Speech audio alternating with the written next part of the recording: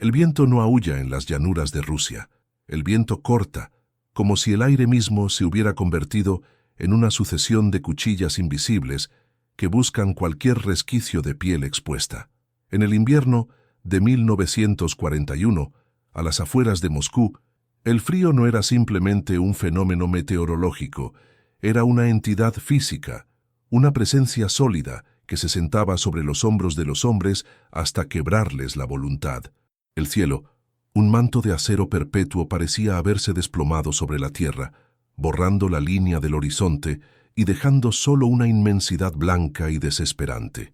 Aquí, en el corazón del invierno más cruel que Europa había visto en décadas, el orgullo de la Wehrmacht, la maquinaria de guerra más sofisticada del planeta, estaba empezando a detenerse, pero no por la resistencia del acero enemigo, sino por algo mucho más pequeño, algo casi invisible a simple vista. Friedrich, un joven sastre de Frankfurt que apenas unos meses antes pasaba sus días entre rollos de seda y patrones de tiza, se encontraba ahora hundido hasta las rodillas en la nieve, tratando de dar sentido a una pesadilla logística. Como intendente de su unidad, su labor era asegurar que los hombres tuvieran qué comer y con qué cubrirse, pero la realidad de la Operación Barbarroja se había vuelto una burla sangrienta. Aquella mañana, el silencio en el puesto de guardia avanzado era absoluto, un silencio que pesaba más que el estruendo de los cañones. Friedrich se acercó a la figura del centinela, un muchacho que no pasaba de los 20 años, cuya silueta se recortaba contra el resplandor ceniciento del amanecer.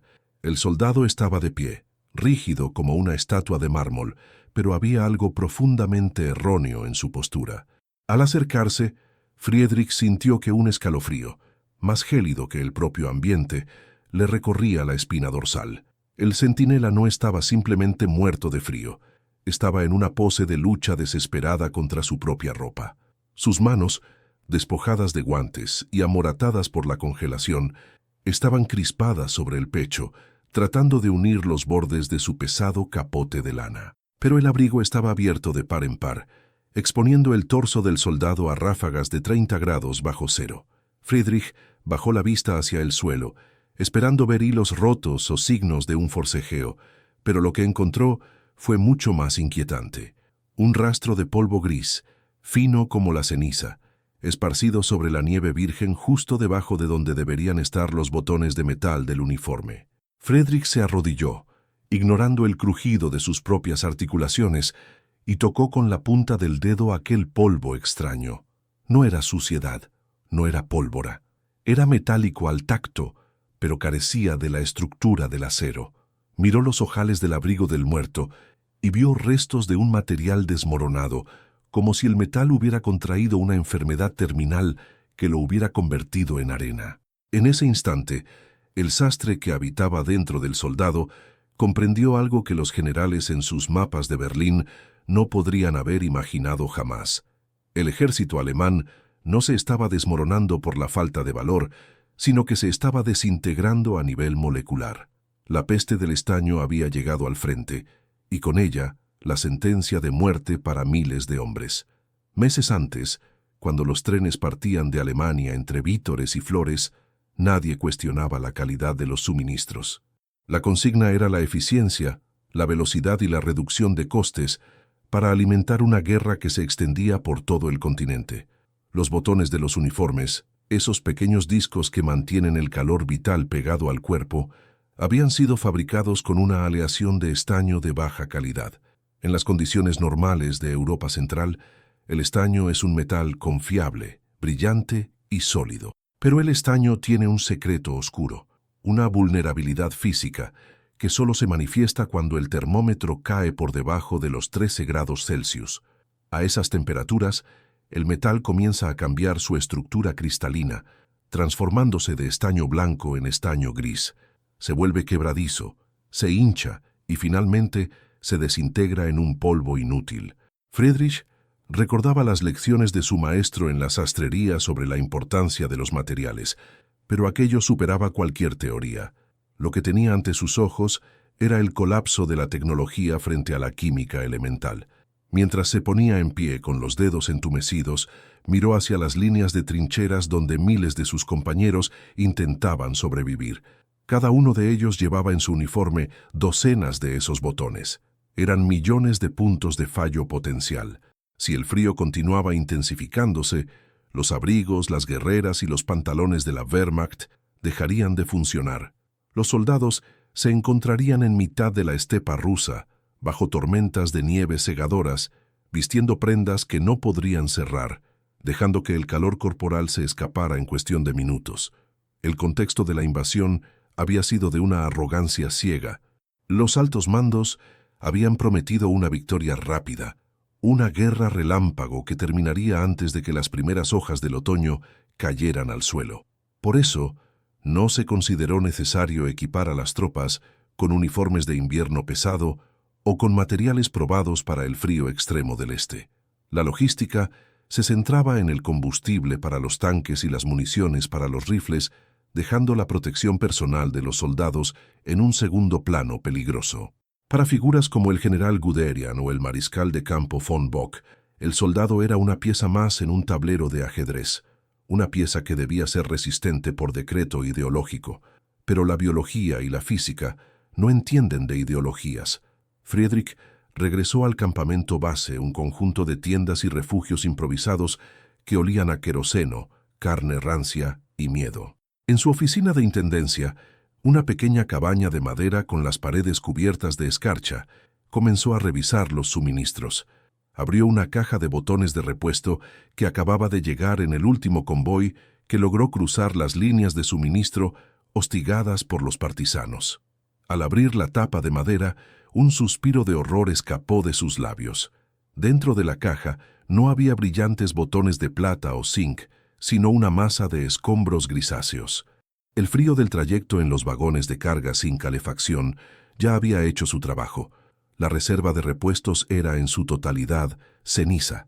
En ese momento entró en la cabaña el mayor von Kleist, un oficial de carrera con la mirada endurecida por años de disciplina prusiana y una cicatriz que le cruzaba la mejilla izquierda. Kleist no veía hombres, veía unidades de combate. Al ver a Friedrich inclinado sobre la caja de polvo gris, frunció el ceño con una mezcla de desprecio y sospecha. Friedrich, con la voz temblorosa no solo por el frío, sino por la magnitud de su descubrimiento, intentó explicar lo que estaba sucediendo. Habló de la transición de fase del metal, del frío extremo que superaba los límites de la aleación y de cómo los hombres estaban muriendo congelados porque sus abrigos se abrían en mitad de la noche. La respuesta de Kleist fue un silencio gélido que pareció bajar la temperatura de la habitación aún más.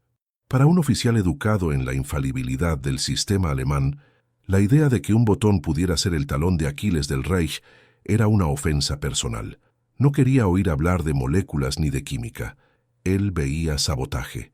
En su mente, solo la traición o la debilidad moral podían explicar que un soldado alemán no fuera capaz de mantener su uniforme en orden. Acusó a Friedrich de derrotismo, una palabra que en el frente oriental era sinónimo de una sentencia de muerte. Le ordenó que se callara y que encontrara una forma de arreglar el problema sin difundir rumores histéricos entre la tropa. Pero el problema no se podía arreglar con órdenes. Esa noche, Friedrich recorrió las guardias y vio cómo el pánico empezaba a extenderse de forma silenciosa. Los soldados, hombres que habían marchado a través de Polonia y Francia sin pestañear, miraban con terror cómo sus botones se deshacían entre sus dedos al intentar abrochárselos. Algunos intentaban usar alambre de espino para mantener las solapas unidas, desgarrando la tela y dejando entrar el viento. Otros usaban cordeles de sus botas, perdiendo el ajuste de su calzado y facilitando la aparición de la gangrena por congelación. La estructura misma del ejército, su apariencia de orden y poder, se estaba deshilachando hilo a hilo. Friedrich se sentó en un rincón de su refugio con una pequeña lámpara de aceite parpadeando y sacó su cuaderno de sastre. Empezó a dibujar diagramas de cómo el frío atacaba los puntos de unión. Comprendió que se encontraba en una carrera contra el tiempo. No era solo la nieve lo que los mataba, era la pérdida de la integridad de su equipo. Si no encontraba una solución alternativa, un material que el invierno ruso no pudiera devorar. Su unidad desaparecería antes de que el Ejército Rojo lanzara su contraofensiva de invierno. La imagen del centinela congelado con el pecho abierto volvió a su mente, una advertencia silenciosa de lo que les esperaba a todos. Mientras tanto, en Berlín, los informes sobre la degradación de materiales eran archivados o ignorados por burócratas que preferían retocar las cifras de producción antes que admitir que habían enviado a millones de hombres al matadero con equipo defectuoso. La corrupción y la búsqueda de beneficios habían llevado a los fabricantes a utilizar estaño reciclado y mezclas baratas, sabiendo que en condiciones normales nadie notaría la diferencia. Era un crimen de negligencia a escala continental. Friedrich, un simple sastre atrapado en el engranaje de la historia, se dio cuenta de que estaba solo. No habría nuevos suministros, no habría abrigos de piel, no habría rescate. Solo quedaban él, sus conocimientos de costura y una voluntad desesperada por evitar que sus compañeros se convirtieran en estatuas de hielo en aquel desierto blanco. La tensión en el campamento escalaba. Los oficiales de la Gestapo, asignados a la división, empezaron a hacer preguntas sobre el sabotaje de los uniformes.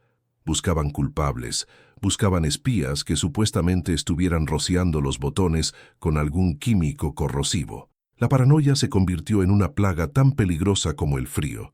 Friedrich sabía que su nombre estaba en las listas de sospechosos por ser el primero en señalar el fallo estructural. Cada vez que escuchaba el crujir de las botas sobre la nieve endurecida fuera de su cabaña, se preguntaba si venían a arrestarlo por decir la verdad. El primer acto de esta tragedia estaba llegando a su punto crítico. La naturaleza no iba a dar tregua. El termómetro seguía bajando, alcanzando niveles que desafiaban la supervivencia humana. Las armas empezaban a encasquillarse porque el aceite se volvía sólido, los caballos morían de pie y los hombres empezaban a perder la razón. Y en el centro de todo, un pequeño detalle técnico, un cambio en la disposición de los átomos de un metal grisáceo, estaba decidiendo el destino de un imperio que se creía eterno. Friedrich miró sus manos, las manos de un creador, y decidió que si el metal les había fallado, él tendría que encontrar la salvación en lo que la tierra aún pudiera ofrecerles, antes de que el invierno de la ceniza gris los reclamara a todos. El sonido del fracaso absoluto no es una explosión atronadora ni el grito de un oficial herido. Es un chasquido seco, casi inaudible, el sonido de un pequeño disco de metal convirtiéndose en nada. Durante las semanas siguientes al hallazgo del centinela, aquel leve crujido se convirtió en la banda sonora de la retirada alemana. El frío había dejado de ser una estadística en los informes meteorológicos para convertirse en un depredador que devoraba la estructura misma de la Wehrmacht. Los hombres, antes orgullosos de sus uniformes impecables, ahora parecían espantapájaros desaliñados, envueltos en harapos que no podían sujetarse. El fenómeno que Friedrich había identificado se extendía como una plaga invisible. La peste del estaño no discriminaba rangos ni divisiones. Atacaba el corazón mismo de la supervivencia, la capacidad de retener el calor. Friedrich observaba con una angustia creciente cómo la moral se desmoronaba al mismo ritmo que los botones. Un soldado que no puede cerrar su abrigo en medio de una ventisca es un soldado que pierde la voluntad de luchar en cuestión de horas. La exposición constante al viento de la estepa, que se filtraba por las aberturas de los capotes, provocaba una caída drástica de la temperatura interna. Los hombres empezaron a sufrir alucinaciones, sus mentes nubladas por la hipotermia, convencidos de que estaban siendo atacados por fantasmas. En las trincheras ya no se hablaba de la captura de Moscú, sino de cómo mantener los pantalones subidos o cómo evitar que la guerrera se abriera y dejara entrar la muerte blanca. La situación alcanzó un nuevo nivel de desesperación cuando el suministro de alimentos se vio afectado. Las bolsas de raciones, cerradas con pequeños remaches de la misma aleación defectuosa, se abrían y vertían su contenido en la nieve, contaminando la escasa comida con aquel polvo grisáceo y tóxico. Los caballos, los últimos motores vivos de una logística colapsada, morían por docenas, y Friedrich veía a los hombres intentar usar los tendones de los animales muertos como cuerdas para atar sus ropas. Era una visión dantesca, el ejército más moderno de la historia, recurriendo a técnicas de la Edad de Piedra para no morir congelado en su propia vestimenta. Sin embargo, el peligro no solo venía de la naturaleza. La llegada al sector del Untersturmführer Hanke, un oficial de las SS con ojos de cristal y una fe fanática en la pureza de la causa, complicó todo. Hanke no creía en la química, creía en la voluntad aria. Para él, la desintegración de los uniformes era una prueba irrefutable de un sabotaje organizado. En su mente retorcida, los prisioneros de guerra soviéticos que trabajaban en las fábricas de suministros en Polonia debían haber introducido algún agente corrosivo en el metal. Empezó a interrogar a los soldados, buscando confesiones de negligencia o complicidad. Friedrich sentía la mirada de Hanke en su nuca cada vez que intentaba recoger muestras de aquel polvo gris para sus experimentos. Sabía que estaba caminando sobre un hilo muy fino. En este nuevo orden de cosas, la verdad científica era una forma de traición. En el silencio de sus noches sin sueño, Friedrich se refugiaba en los recuerdos de su vida en Frankfurt. Cerraba los ojos y podía oler el vapor de la plancha, el aroma dulce de la lana virgen y el tacto suave del terciopelo. Recordaba a su padre, un hombre que le enseñó que una costura bien hecha es una promesa de seguridad. Un sastre protege al hombre del mundo, solía decirle. Ahora Friedrich se sentía como un traidor a su propio oficio. Estaba rodeado de hombres a los que no podía proteger. Sentía el peso de cada botón que faltaba como una mancha en su honor profesional. ¿Cómo habían permitido que llegaran a esto? ¿Cómo podía una nación que se jactaba de su ingeniería enviar a sus hijos a la muerte por una cuestión de metalurgia básica? La soledad de Friedrich era absoluta. No podía compartir sus temores con los soldados, que ya estaban al borde del colapso nervioso, ni con sus superiores, que veían en sus explicaciones técnicas una falta de fe en la victoria final. Se sentía como un vigía en un barco que se hunde, el único que ve la vía de agua mientras la orquesta sigue tocando himnos de gloria. Su cuaderno de notas se llenaba de cálculos sobre la velocidad de la transformación cristalina del estaño. Descubrió que la reacción se aceleraba con la vibración. El simple hecho de marchar o disparar un arma aceleraba la conversión del metal sólido en polvo.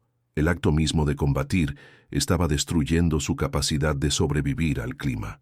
Un giro inesperado ocurrió durante una tormenta de nieve que duró 3 días, sepultando los búnkeres y silenciando los cañones. Friedrich fue llamado a un convoy de suministros que había quedado atrapado a pocos kilómetros del frente. El oficial a cargo había muerto de frío y los conductores estaban en un estado de shock catatónico. Mientras revisaba la carga, Friedrich encontró una caja metálica sellada con cera, diferente a todas las demás. No tenía marcas oficiales, solo una serie de códigos numéricos. Al abrirla con una palanca, no encontró comida ni munición, sino frascos de un líquido incoloro y denso, junto con un fajo de documentos marcados como «Secreto del Reich». Con las manos temblando por el frío y la adrenalina, Friedrich empezó a leer bajo la luz de una linterna moribunda. Los documentos no eran órdenes militares, sino informes de un laboratorio metalúrgico en Berlín, fechados un año antes del inicio de la Operación Barbarroja. El informe detallaba con precisión matemática lo que Friedrich había descubierto por sí mismo. El estaño utilizado para la producción masiva de botones y remaches carecía de bismuto, el estabilizador necesario para evitar la peste del estaño en climas extremos. El texto era devastador. Los expertos advertían que, si las temperaturas bajaban de los 20 grados bajo cero, el equipo se desintegraría. Pero lo más aterrador no era la advertencia, sino la nota al margen escrita por un alto funcionario del Ministerio de Armamento. La nota decía: ahorro de costes aprobado. El bismuto es necesario para el programa de cohetes y la producción de rodamientos. La campaña en el este será breve. El invierno no será un factor. Proceder con la aleación estándar. Friedrich sintió que el mundo se detenía. No era un error, no era un accidente químico inevitable. Sus compañeros no estaban muriendo por una fatalidad del destino, sino por una decisión administrativa tomada en una oficina con calefacción a 1000 kilómetros de allí. Sus vidas habían sido pesadas en una balanza contra el precio del bismuto y habían sido consideradas prescindibles. El descubrimiento cambió algo dentro de Friedrich. La lealtad que aún sentía hacia su país se evaporó, dejando solo un vacío frío y una resolución ardiente. Ya no era solo una cuestión de supervivencia técnica, era una cuestión de justicia. Tenía en sus manos la prueba de que el alto mando había enviado a millones de hombres a una tumba de hielo sabiendo exactamente lo que pasaría. En ese momento, la figura de Hanke apareció en la entrada del camión, su silueta recortada por el resplandor de la nieve. El oficial de las SS sospechaba algo y había seguido a Friedrich hasta el convoy. «¿Qué ha encontrado, intendente?», preguntó Hanke, con una mano apoyada en la funda de su Luger. Friedrich ocultó los documentos tras su espalda, sintiendo el papel crujir. El corazón le latía con tanta fuerza que temía que Hanke pudiera oírlo por encima del viento. En ese camión rodeado de cadáveres y nieve, Friedrich comprendió que su guerra ya no era contra los rusos, sino contra los monstruos que habían convertido su oficio en una herramienta de ejecución masiva. La tensión era insoportable. Si Hanke encontraba esos papeles, Friedrich sería fusilado allí mismo. Pero si lograba salir de allí, quizás, solo quizás, podría usar esa información para salvar a lo que quedaba de su unidad, aunque eso significara convertirse en el saboteador que Hanke tanto buscaba. Friedrich miró a Hanke a los ojos, una mirada que ya no era la de un sastre asustado, sino la de un hombre que ha visto la verdad desnuda. Sabía que el giro de los acontecimientos le obligaba a tomar una decisión desesperada. Si el imperio se desmoronaba como sus botones, él no caería con él. Usaría su conocimiento de los materiales, su habilidad con las manos y la verdad que acababa de descubrir para tejer una resistencia invisible. La peste del estaño era el final de un ejército, pero para Friedrich era el comienzo de una lucha solitaria por la redención en medio del invierno de la ceniza gris. El aire entre ambos hombres parecía cargado de electricidad, una tormenta interna que igualaba a la que rugía fuera, mientras el destino de Friedrich y el secreto de los botones rotos quedaban suspendidos en un equilibrio mortal. La temperatura descendió hasta lo impensable, rompiendo los límites de lo que los manuales militares consideraban posible. El mercurio en los termómetros se había retirado a sus bulbos, negándose a medir un frío que ya no pertenecía al mundo de los vivos. En las estepas que rodeaban los accesos a Moscú, el aire se volvió tan denso y gélido que respirar se sentía como tragar fragmentos de vidrio. Pero para Friedrich, el horror no residía en la meteorología, sino en la metamorfosis silenciosa que seguía devorando a su unidad. La peste del estaño ya no era un proceso gradual, se había convertido en un colapso sistémico. Cada mañana, los soldados despertaban en sus agujeros de nieve cubiertos por una fina capa de ceniza gris, el residuo de lo que alguna vez fueron sus cierres, sus hebillas y sus insignias.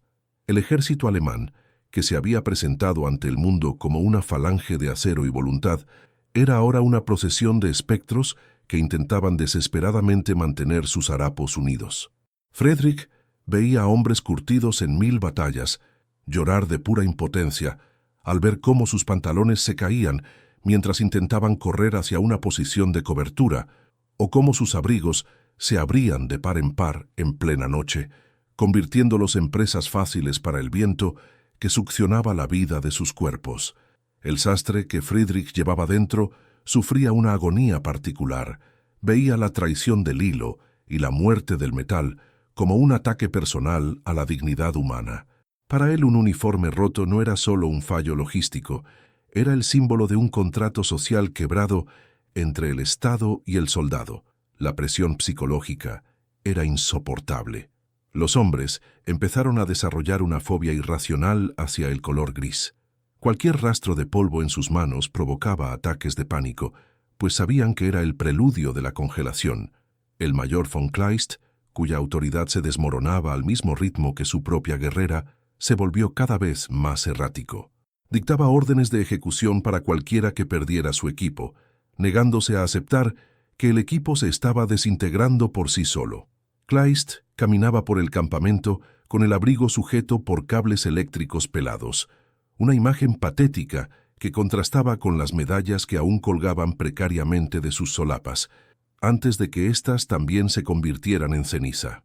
Frederick, escondiendo los documentos secretos que probaban la negligencia del alto mando, sentía que el peso de esa verdad le quemaba el pecho más que el frío.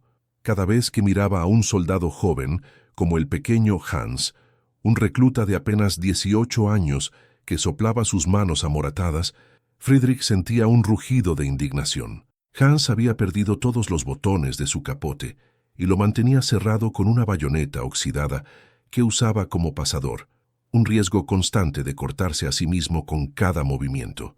Friedrich sabía que no podía quedarse de brazos cruzados. La verdad sobre el bismuto ahorrado para fabricar cohetes era una sentencia de muerte firmada por burócratas, y él era el único que podía intentar un indulto artesanal. Fue entonces cuando nació la resistencia del hueso. En la oscuridad de su cabaña de intendencia, mientras el viento golpeaba las paredes de madera como un gigante enfurecido, Friedrich comenzó a trabajar. Sabía que el metal era el enemigo, por lo que buscó en lo orgánico, en lo que el invierno no podía desintegrar a nivel molecular. Utilizando los restos de los caballos que morían por el frío, empezó a tallar botones de hueso.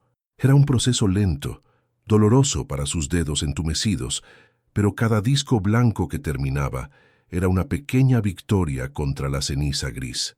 También usó madera de las cajas de municiones vacías, tallándola con su cuchillo de sastre hasta obtener formas que pudieran pasar por botones reglamentarios si se pintaban con un poco de betún. Pronto, un pequeño grupo de soldados de confianza se unió a él en secreto. Se reunían en los rincones más oscuros de las trincheras, convirtiendo sus refugios en talleres clandestinos de costura. Mientras los oficiales de la Gestapo buscaban saboteadores externos, la verdadera rebelión estaba ocurriendo en los ojales. Friedrich les enseñó a usar tendones secos como hilo de alta resistencia y a crear cierres de palanca con madera tallada. Era una imagen surrealista.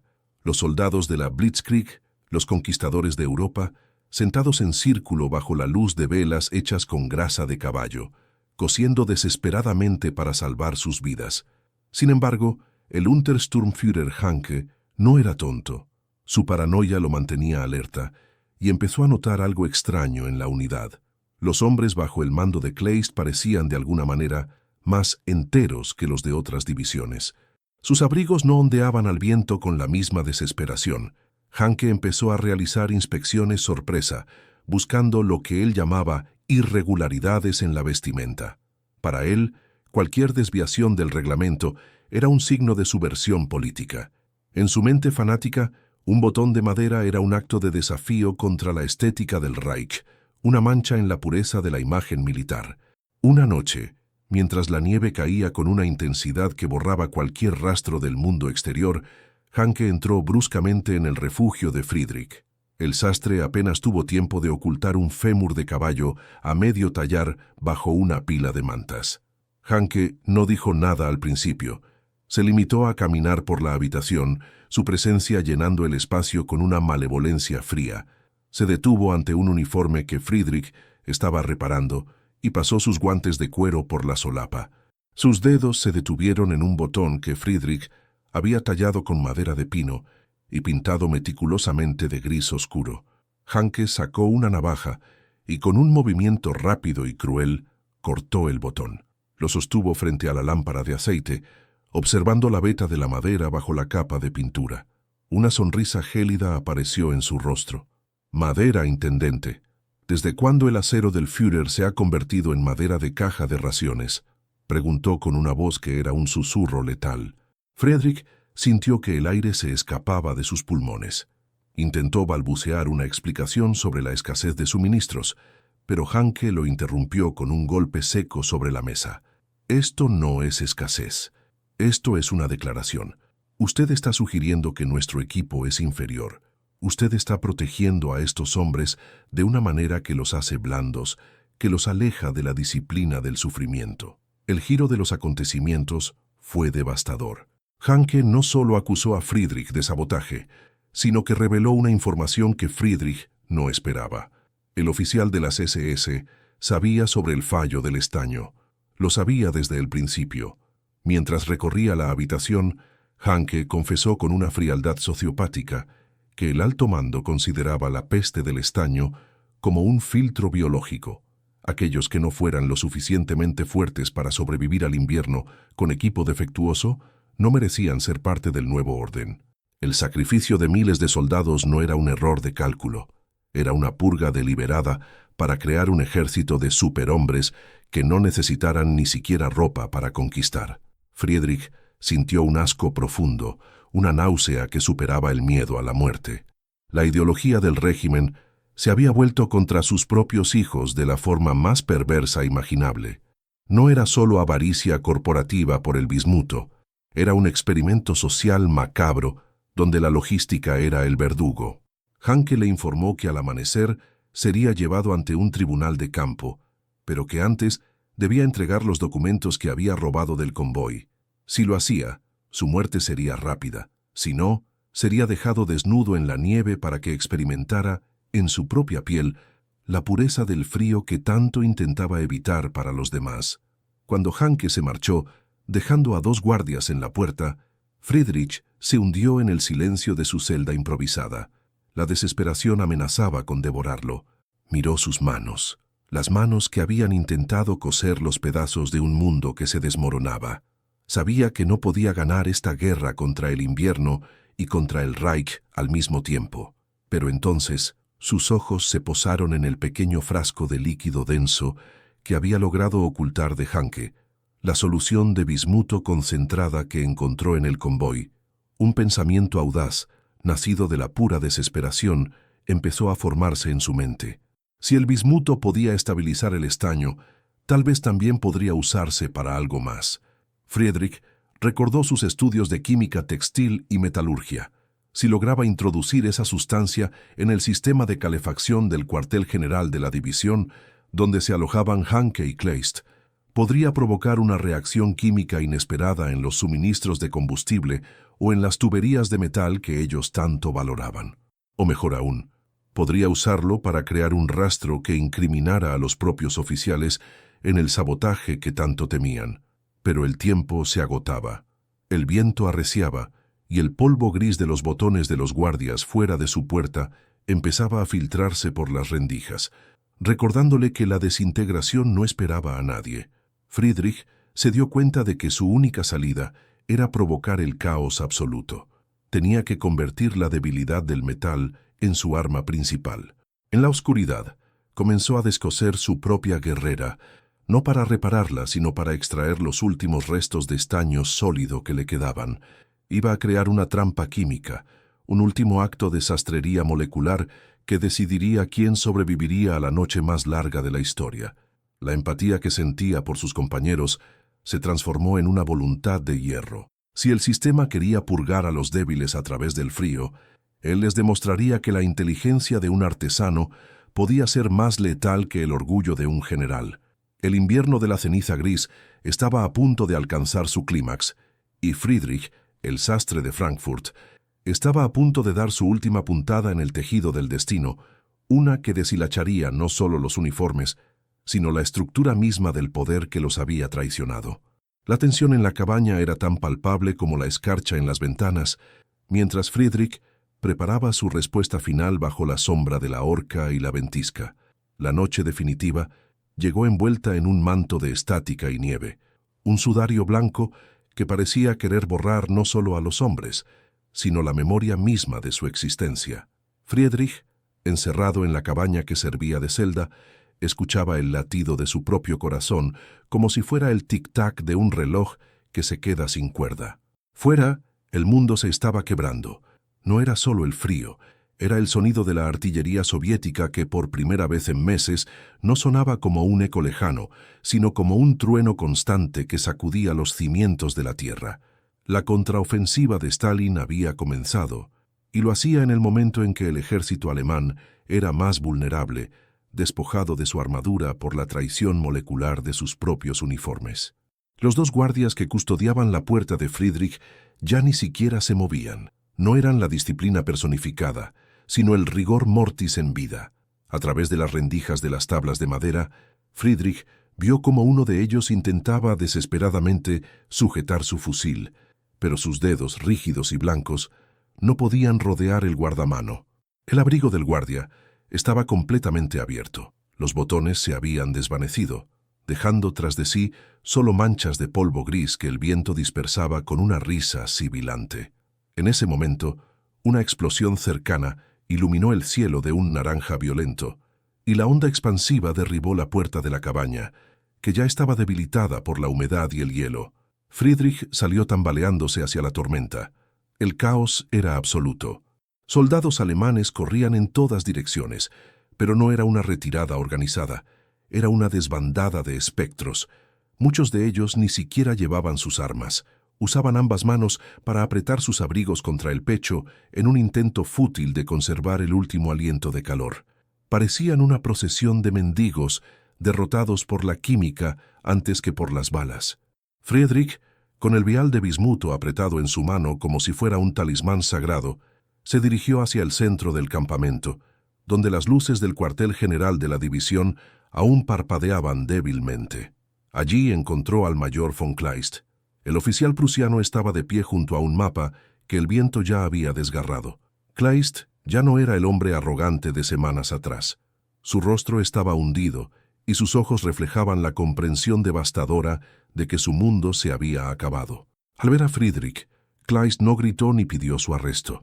Simplemente señaló a sus hombres que caían en la nieve no por los disparos, sino porque sus cuerpos habían dejado de responder.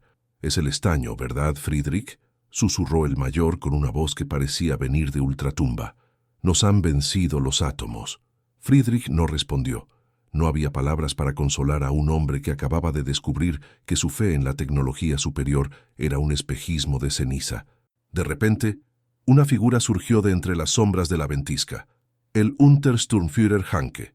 El oficial de las SS todavía sostenía su pistola, pero su mano temblaba de forma violenta.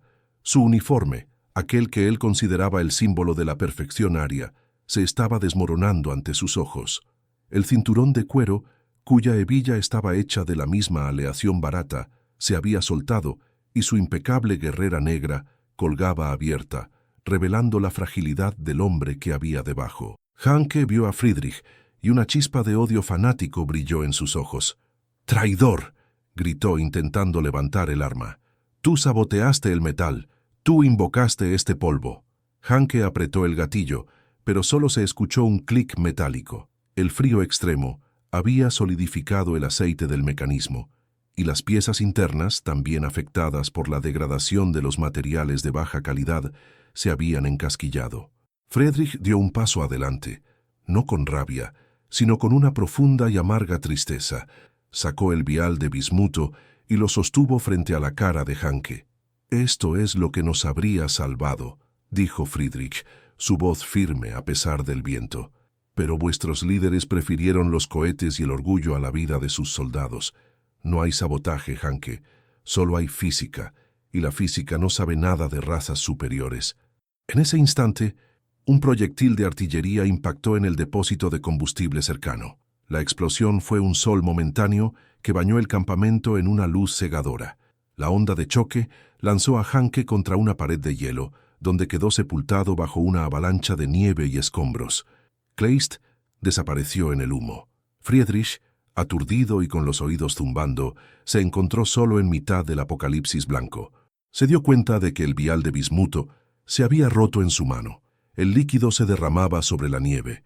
Inútil ahora que el ejército ya no existía como fuerza combatiente. Friedrich comenzó a caminar, alejándose del centro del campamento. Se cruzó con el joven Hans, el recluta que había intentado arreglar su abrigo con una bayoneta.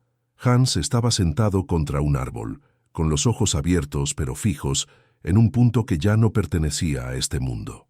Friedrich se detuvo, y en un último acto de misericordia y oficio, usó el cordel que llevaba en el bolsillo para atar el abrigo del muchacho, cerrándolo sobre su pecho frío. Fue una costura inútil para un muerto, pero fue la única forma que Friedrich encontró de pedir perdón en nombre de todos los sastres y fabricantes que habían fallado a esos hombres. Mientras los tanques T-34 soviéticos aparecían como sombras monstruosas en el horizonte, Friedrich se internó en el bosque. No sabía a dónde iba, pero sabía que ya no formaba parte de esa maquinaria de guerra que se deshacía en polvo gris. Durante días, vagó por la estepa, sobreviviendo gracias a los botones de hueso y los cierres de madera que había fabricado. Su uniforme era el único que permanecía cerrado, el único que cumplía su función primordial de proteger la vida. Se convirtió en una leyenda entre los supervivientes rusos, el fantasma del sastre, un hombre que caminaba por la nieve con un abrigo que el invierno no podía abrir. La Operación Barbarroja se detuvo a las puertas de Moscú, y los historiadores debatirían durante décadas sobre las razones del fracaso alemán. Hablarían de la resistencia heroica del Ejército Rojo, de las líneas de suministro demasiado extendidas y del general invierno. Pero en los archivos secretos y en la memoria de los pocos que regresaron, quedaría la verdad de la ceniza gris. El orgullo de un imperio se había desmoronado por un detalle técnico, por una pequeña omisión química en la fabricación de millones de botones. El ejército más avanzado del mundo había sido derrotado por su propia avaricia y por la negligencia de aquellos que valoraban más el coste de producción que la integridad del material. Friedrich nunca regresó a Frankfurt. Algunos dicen que se quedó en una pequeña aldea rusa, enseñando a los campesinos a trabajar el cuero y la madera, lejos de las ideologías que convierten el metal en ceniza. Otros dicen que murió de agotamiento, dejando tras de sí solo un rastro de botones de hueso marcando el camino hacia la cordura. Lo que es seguro es que, cada vez que el invierno cae sobre las llanuras de Rusia, el viento parece susurrar el chasquido de millones de botones rompiéndose al mismo tiempo. El legado de la peste del estaño quedó grabado en la historia como la ironía definitiva de la guerra moderna. Una nación que buscaba la inmortalidad a través del acero descubrió que su destino estaba sujeto a la fragilidad de un material de transición. Los botones de metal, que debían simbolizar el orden y la fuerza, se convirtieron en el polvo de una derrota inevitable. La historia de Friedrich es la historia de cómo la realidad física siempre termina por imponerse sobre los delirios de grandeza, y de cómo, en el momento final, lo único que se interpone entre un hombre y la nada es la calidad de la puntada que lo mantiene unido. La película de la historia se cierra con una imagen aérea de las afueras de Moscú en el invierno de 1941. Miles de puntos grises salpican la nieve inmaculada, restos de un imperio que prometió 1000 años de gloria y que no pudo sobrevivir a la primera helada. No hay gloria en esa ceniza, solo el silencio de millones de abrigos abiertos al viento. La lección universal permanece: no subestimes nunca lo pequeño, pues en la estructura de un botón puede residir la caída de un tirano. El invierno de la ceniza gris terminó, pero el frío de esa verdad sigue recorriendo los pasillos de la historia, recordándonos que somos tan fuertes como el eslabón más débil de nuestra propia creación. Friedrich, el sastre que vio los átomos bailar, finalmente descansa, mientras la nieve sigue cayendo, cubriendo con su manto blanco los pecados de una humanidad que olvidó cómo protegerse de sí misma. El círculo se ha cerrado y el estaño, por fin, ha dejado de gritar.